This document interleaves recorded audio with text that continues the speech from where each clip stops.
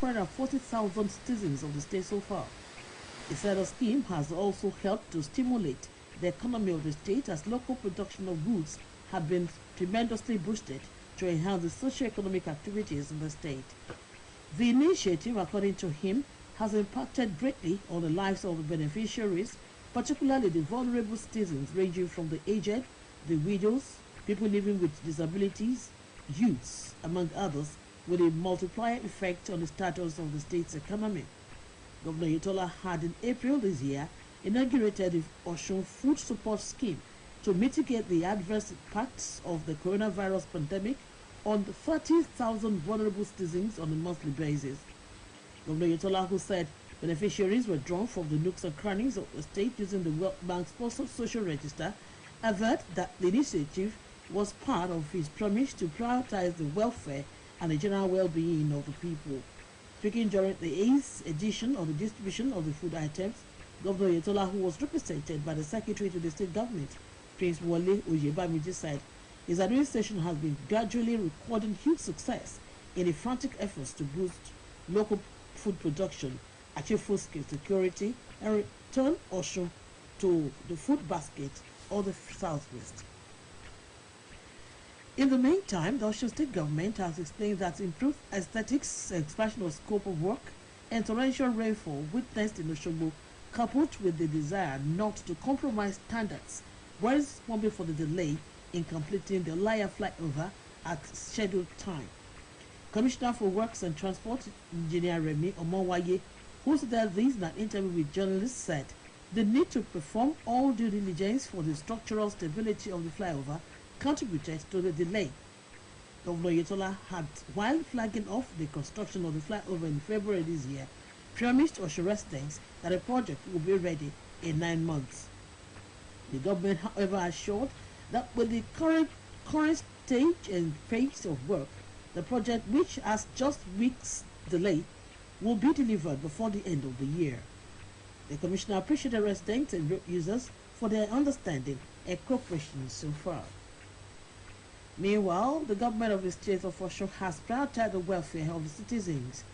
The Commissioner for Local Government and Chieftaincy Affairs, Prince Adebayo Adeleke, gave this admonition while featuring on Osheluwa, an OSBC radio weekly current affairs program. Adeleke said Governor Yetola-led administration's policies were in line with the yearnings and aspirations of the teeming masses, saying the government is doing everything to satisfy the citizens.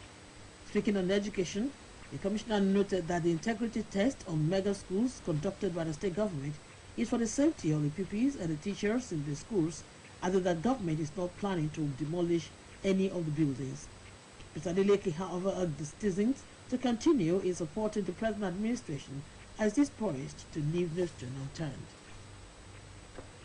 The Lagos State Governor, Mr. Babajide Sanwo-Olu, is to present year 2022 appropriation bill before members of the State House of Assembly on Wednesday at Alausa in Ikeja.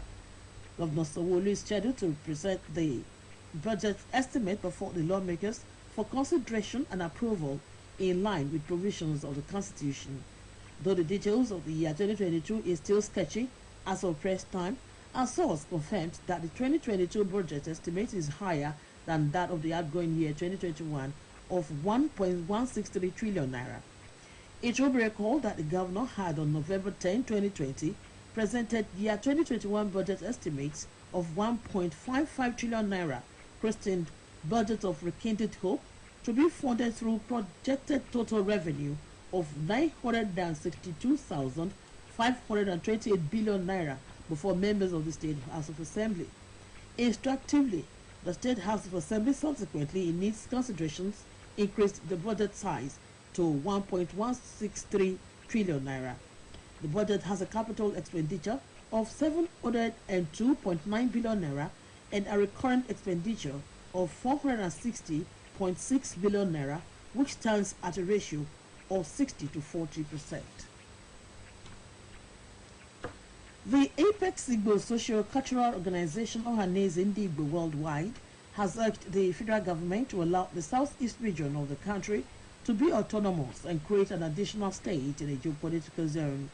According to the parent Igbo body, This will go a long way in dousing the tension caused by current Biafra agitations in the region and give room for genuine dialogue. This is contained in a statement today by the Chidi Ibe-led Ohaneze Indigo and signed by its Secretary General, Chief Okechukwu Iziguzuru. Ohaneze Indigo Worldwide therefore advised the federal government to find political solutions for the Biafra agitation in the southeast and also provide platforms for genuine dialogue. The group also stressed the need for the government to initiate a process to interface with neutral Igbo leaders by strictly prohibiting Igbo politicians from the dialogue because they are part of the problems in the southeast due to their usual manipulative infusions of southeast politicians. This is the news across the country coming to you from Osun State Broadcasting Corporation. Ilea Wije Okebale Ushogu, Voice of the West. Now a mid-news message. Public utilities are provided with taxpayers' money. Protect the ones in your neighborhood against theft and vandalism. As the military continues to wage war against insurgency, the federal government has been charged to do more to encourage the military to sufficiently surmount the challenges posed by insurgents and bandits to national existence. The Olowo of Kuta in Ayedre local government, Oba Muhammad Ojiri Dimakama Tegoso III, this last days was speaking with OSBC News in his palace, stressing that the budget allocation to the military to fight insurgency is too little to make any significant difference. He speaks further.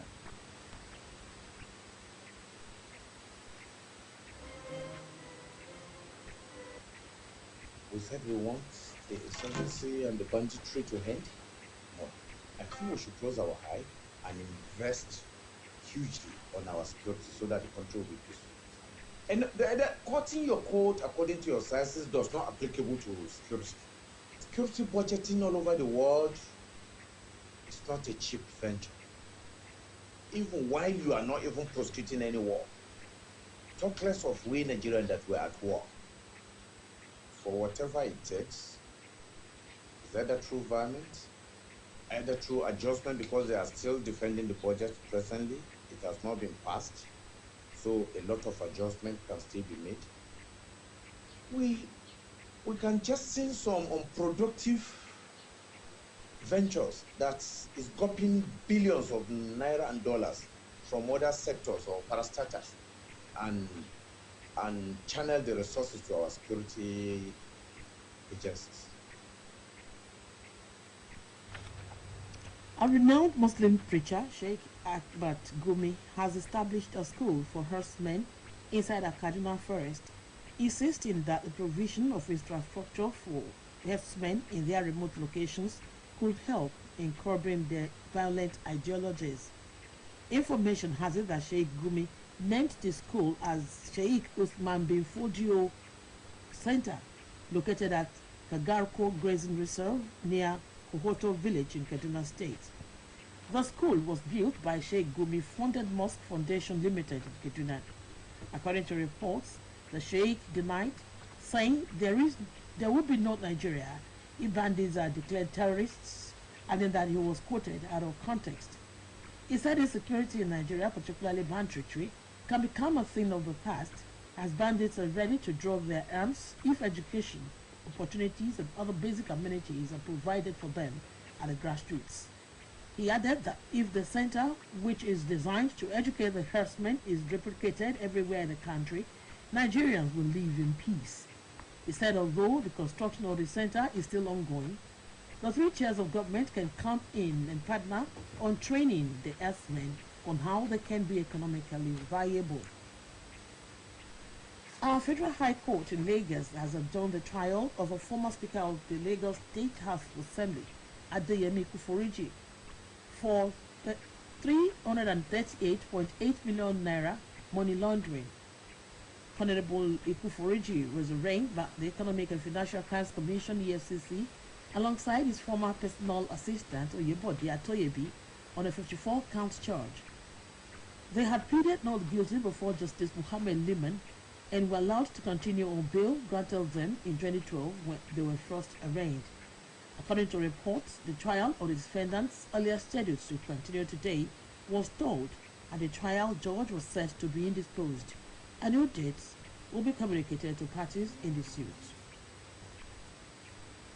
The 11 people who were abducted in the last 2 days at Sabongeri Safana village in Safana local government area of Katsina State have finally regained their freedom.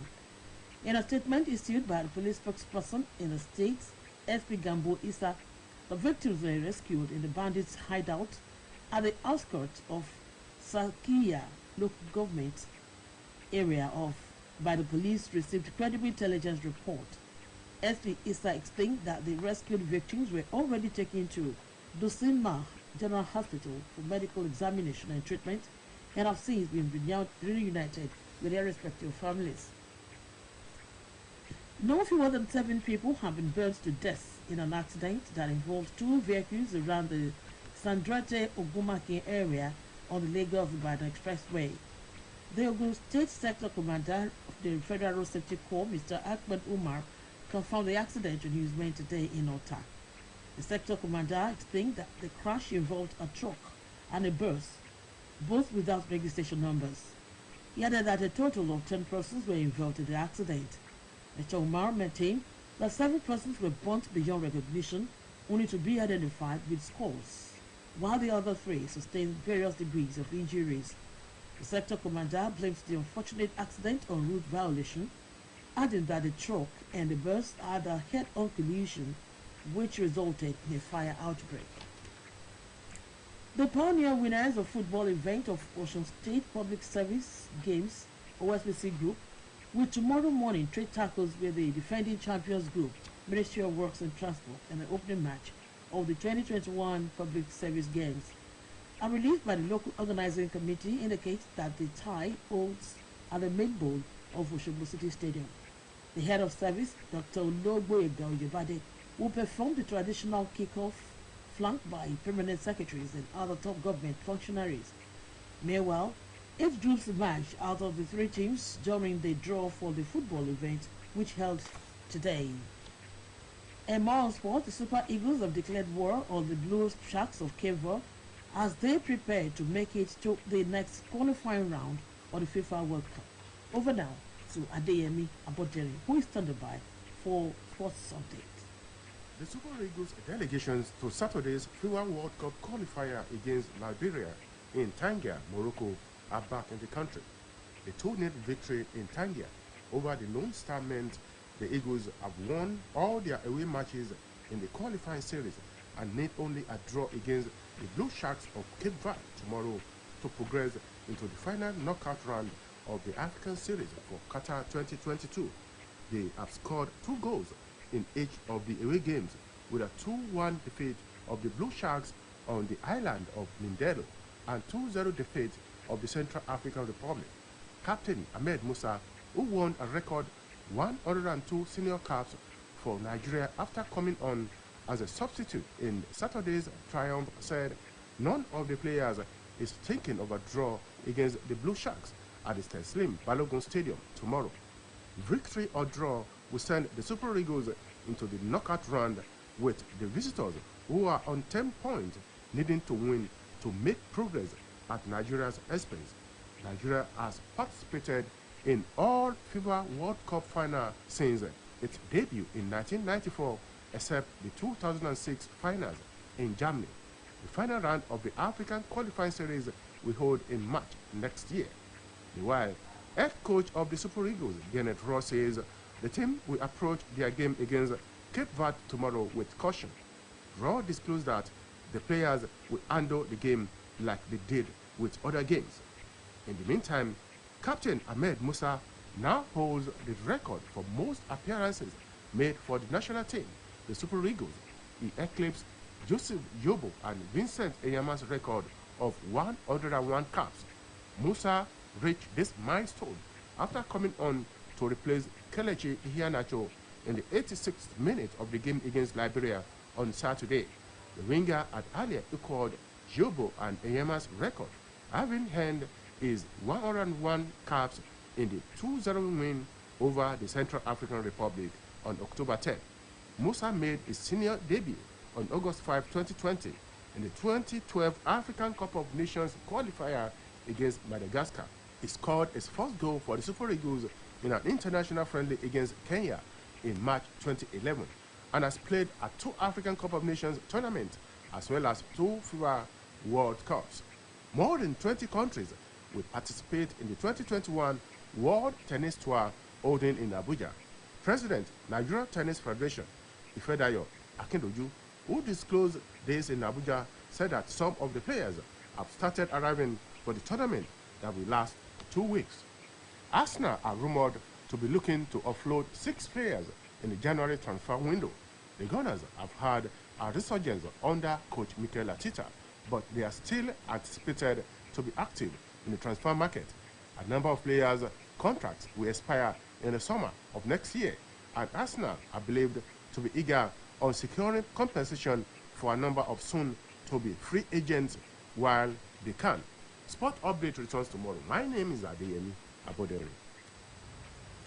To end the news across the country, here again are the major points.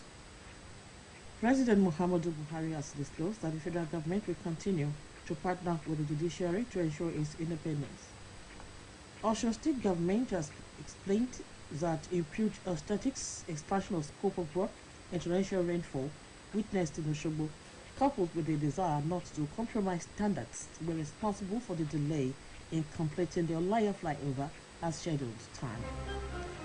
A renowned Muslim preacher, Sheikh Ahmed Gumi, has established a school for herdsmen inside the Kaduna forest, insisting that the provision of infrastructure to herdsmen in their remote locations could help in curbing their violent ideologies. And now fewer than 7 people have been burnt to death in an accident that involved 2 vehicles around the Sandreche Ogumake area on the Lagos-Ibadan Expressway. That was the news across the country as put together by Olushayo Abatunde. For more about us, you can visit osbcng.org. Thanks for listening. Good evening.